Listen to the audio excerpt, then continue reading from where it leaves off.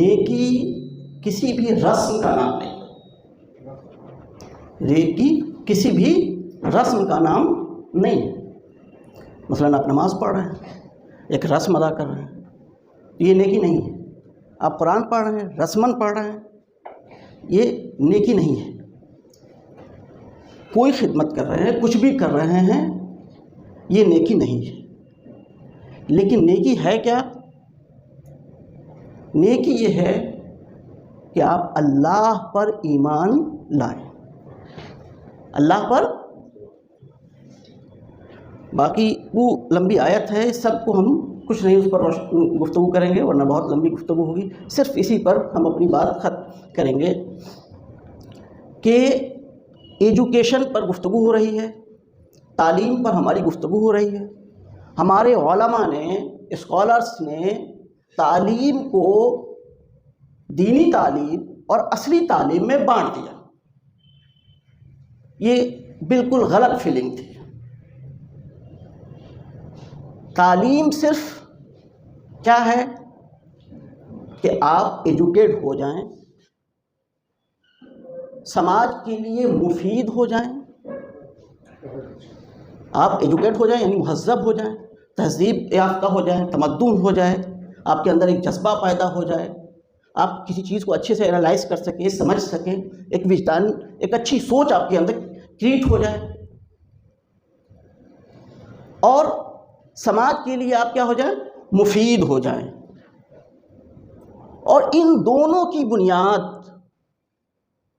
اخلاص پر ہے۔ اللہ سے ربط کیے بغیر ہر لمحہ، ہر عمل میں، جتنے بھی عمل ہیں، اگر خالص اللہ کے لیے اگر آپ نہیں کریں گے تو گویا کہ یہ عمل صرف رسم ہو جائے گی۔ اسی لیے اسی کو کہا قرآن نے کہ رسمی کوئی بھی چیز، کہ آپ قبلہ ادھر قبلہ بنائیں کہ ادھر قبلہ بنائیں کہ کیا بنائیں، کس قبلے، کس شیخ، کس مدرسہ، کس مکتبہ فکر سے آپ تعلق رکھتے ہیں، اس سے کوئی مطلب نہیں ہے۔ اصل چیز یہ ہے کہ آپ یہ کام خالص اللہ کے لیے کر رہے ہیں کہ نہیں کر رہے ہیں۔ اگر ایک شخص جھاڑو دے گا اللہ کے لیے تو وہ ایک شخص جو تقریر کر رہا، جیسے ہماری طرح کوئی شخص تقریر کر رہا، غیر اللہ کے لیے ہزار ہماری باتیں اچھی ہو جائیں گی، لیکن قیامت کے دن نجات میں وہ پہلے نمبر پہ ہوگا، ہم آخری نمبر پہ ہوں گے اور شاید نجات پا جائیں۔ تو عمل کا سارا دار و مدار ایمان باللہ پر ہے، اور ایمان باللہ کا مطلب صرف اتنا نہیں ہے کہ آمنت باللہ یا شہادتی، ہر وقت، ہر لمحہ آپ اللہ کے ساتھ کھڑے ہیں یا نہیں ہیں، آپ ہر لمحہ آپ کا قلب اللہ پر گواہی دے رہا ہے کہ نہیں دے رہا ہے۔ جس بھی لمحہ میں رہے، آپ تجارت کر رہے ہیں، آپ پڑھا رہے ہیں، آپ پڑھ رہے ہیں، بیوی کے ساتھ ہیں، بچوں کے ساتھ ہیں، یہ سارے عمل آپ کے صرف اللہ کے لیے ہو رہے ہیں یا غیر اللہ کے لیے ہو رہے ہیں؟ اگر اللہ کے لیے ہو رہے ہیں تو ہر ایک چیز اس میں نیکی ہے۔ نیکی کے لیے تخصیص نہیں ہے کہ آپ صرف مسجد میں جا کر کے رات بھر عبادت کر کے یہی صرف نیکی ہے، یہ رسول اللہ کی سیرت نہیں ہے۔ رسول اللہ نے ایسی زندگی گزاری کہ ہر لمحہ ان کا عبادت تھا، اور آپ نے زندگی میں ہر کام جو ایک انسان کو کرنا چاہیے وہ سب آپ نے کیا ہے۔ اب آپ ایک مثال دیکھیے کہ ایک تجارت کی ایک مثال دے کر ہم آپ کو سمجھا دیں تو آپ کو سمجھا کہ ایمان باللہ کی حقیقت بھی کیا ہے، اس پر بھی روشنی پڑ جائے گی۔ یہ حضور غوث پاک اسی طرح خطاب فرما رہے تھے، تقریر کر رہے تھے، تو تقریر کے درمیان کوئی شخص آیا اور آپ کے کان میں ایک بات کہی اور کہہ کے وہ چلا گیا۔ آپ تھوڑی دیر مراقب ہوئے اور اس کے بعد میں کہا الحمدللہ، پھر تقریر شروع کر دی، وعظ و نصیحت شروع کر دی۔ پھر وہ شخص دوبارہ آیا اور پھر کوئی خبر دی، کان میں کوئی بات کہی، پھر وہ چلا گیا۔ پھر تھوڑی دیر کے لیے آپ مراقب ہوئے اور آپ نے اپنے دل پہ جھانکا اور پھر کہا الحمدللہ، اور اس کے بعد میں آپ نے اپنی تقریر جاری رکھی، تقریر ختم ہو گئی۔ اب کسی شخص نے پوچھا حضور اس نے کیا خبر دی اور ہر مرتبہ آپ نے الحمدللہ کیوں کہا؟ یہ بہت غور سے سوچئے گا، اس واقعے کے اندر کتنی چیزیں پوشیدہ ہیں۔ یہ جو ہم جس میتھڈ کو ہم آپ کو سمجھانا چاہتے ہیں وہ بالکل اس میں سارا کچھ اس میں موجود ہے۔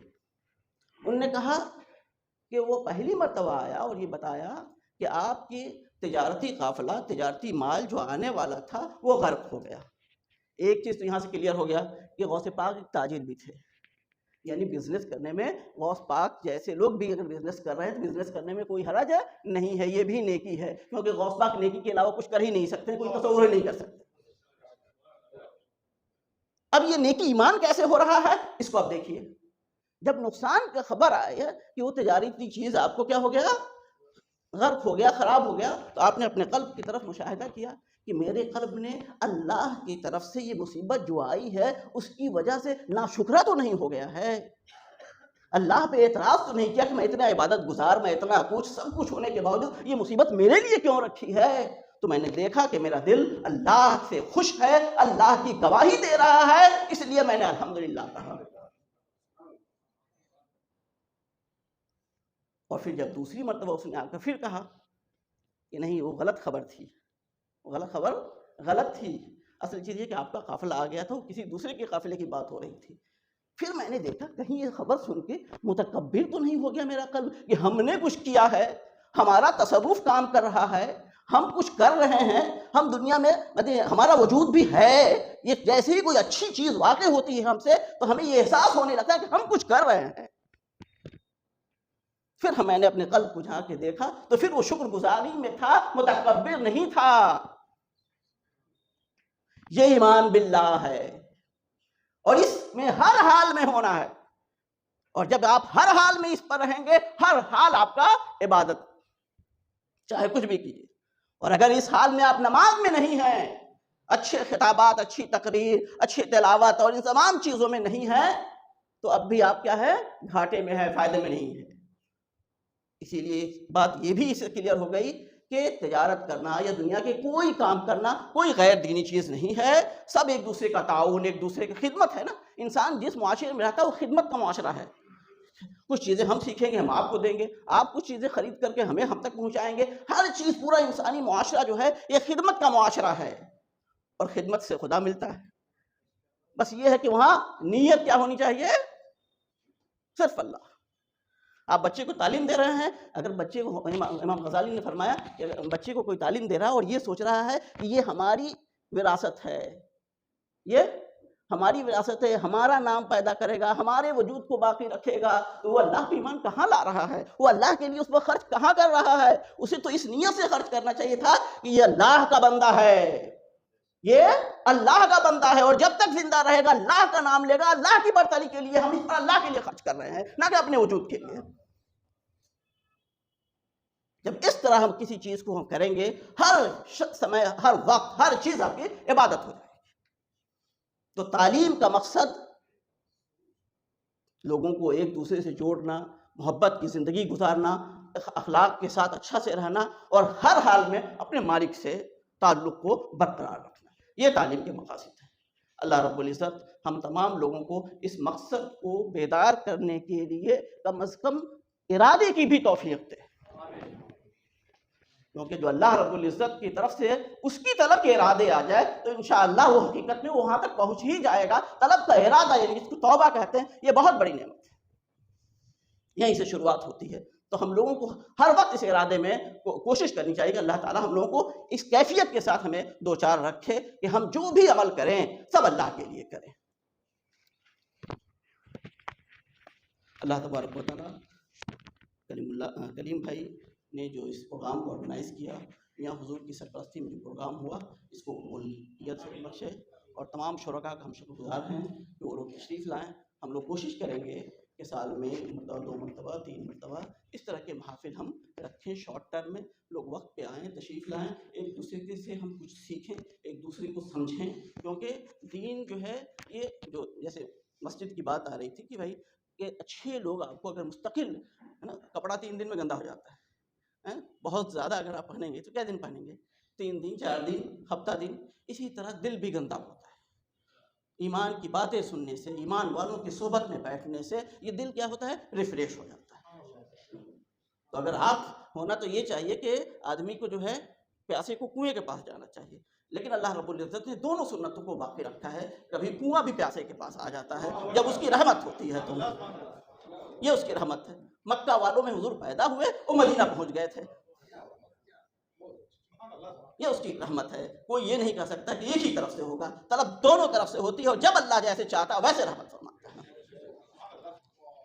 ہم لوگوں کی تذکیر کی جو یہ محفل ہے، جس میں ہم اپنی مستقبل کی زندگی کے رائے عمل بھی طے کریں گے اور اپنے قلوب کو صاف کریں گے. تھوڑی دیر کے لیے ہی صحیح ہمیں اس طرح کے محافل مستقل طور پر جن لوگوں کو ہم پسند کرتے ہیں، جن کو ہم فالو کر سکتے ہیں، ان کو ہمیں سننا چاہیے، ان کی صحبت میں رہنا چاہیے.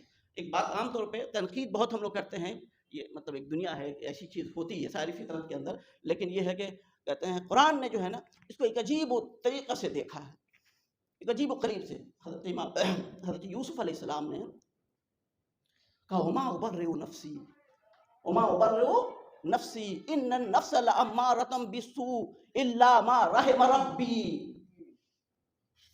تنقید کرنے والوں کے لیے آیت اتنی بڑی عبرت ہے، اتنی بڑی عبرت ہے جس کا کوئی حساب نہیں، کہ ہم کیوں اچھے ہیں، ہم کیوں اچھے ہیں.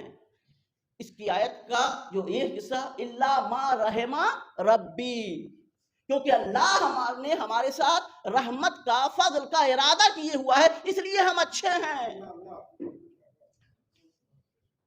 اس لیے اچھے نہیں ہے کہ ہم نے کوئی اچھا کام کیا ہے.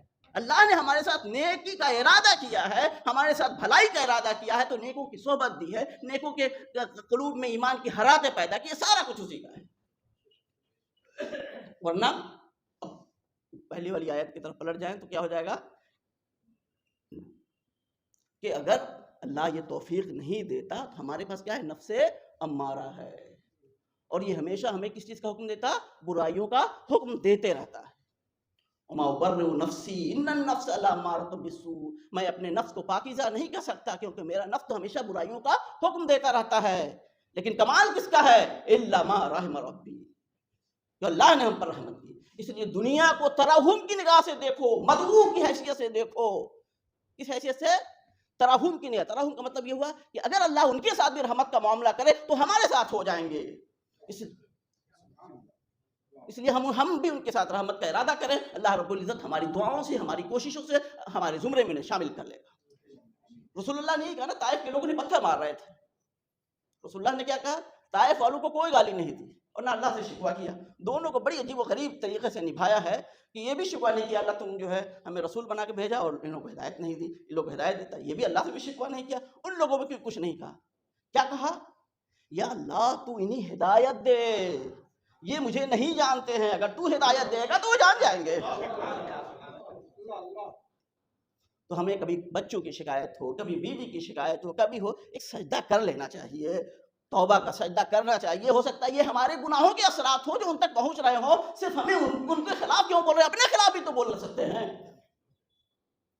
تو ہمیں توبہ کی طرف رجوع کرنا چاہیے. لوگوں کو حضور کیا کیے؟ ہیرا میں کیا کر رہے تھے؟ یا رب حب لی امتی، کیوں یہ کہہ رہے تھے؟ کیا ہم نے کبھی کیا رات میں اٹھ کر کہ یا اللہ یہ ہماری قوم ہے، یہ ہمارے لوگ ہیں، کیوں یہ دور ہو رہے ہیں حق سے؟ یا اللہ تو انہیں ہدایت دے. تو ہمیں بھی اس طرح کرنا چاہیے، ہمیں بھی اللہ کی طرف رجوع کرنا چاہیے. اگر معاشرے میں ایک ایک آدمی اگر اس طرح کا پیدا ہو جائے گا تو انشاءاللہ ضرور انقلاب پیدا ہوگا. مایوس ہونے کی ضرورت نہیں ہے، کیونکہ اللہ کل جو موجود تھا وہ آج بھی موجود ہے اور فاعل وہی ہے. بس یہ کہ ہمیں اپنی کوشش، ہم اپنی صلاحیتوں کو پروئے کار لانے کی ضرورت ہے.